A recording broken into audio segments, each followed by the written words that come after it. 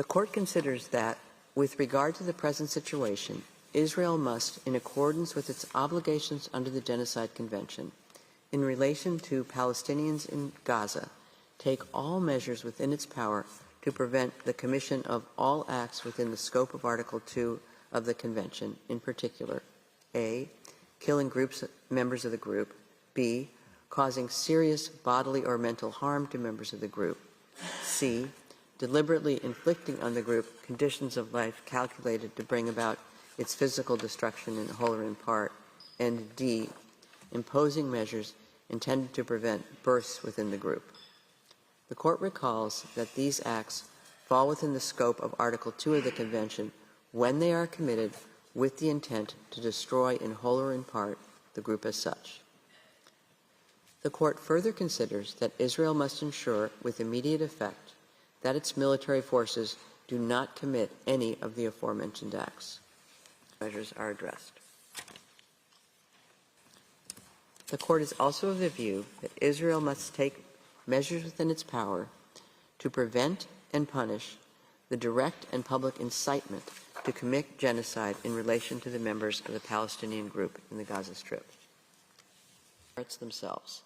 It leaves unaffected the right of the governments of the Republic of South Africa. The Court further considers that Israel must take immediate and effective measures to enable the provision of urgently needed basic services and humanitarian assistance to address the adverse conditions of life faced by Palestinians in the Gaza Strip. Israel must also take effective measures to prevent the destruction and ensure the preservation of evidence related to allegations of acts within the scope of Article 2 and Article 3 of the Genocide Convention against members of the Palestinian group in the Gaza Strip. Arguments in respect of these questions. Regarding the provisional measure requested by South Africa that Israel must submit a report to the Court on all measures taken to give effect to the order, the Court recalls that it has the power, reflected in Article 78 of the Rules of Court, to request the parties to provide information on any matter connected with the implementation of any provisional measures it has indicated.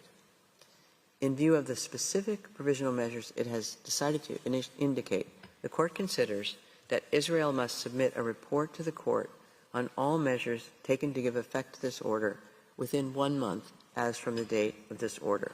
Iwasawa, Nolte, Charlesworth, Branch, Judge Ad hoc Moseneke.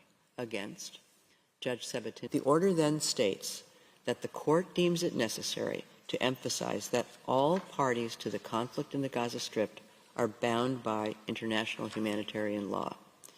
It is gravely concerned about the fate of the hostages abducted during the attack in Israel on 7 October 2023 and held since then by Hamas and other armed groups, and calls for their immediate and unconditional release.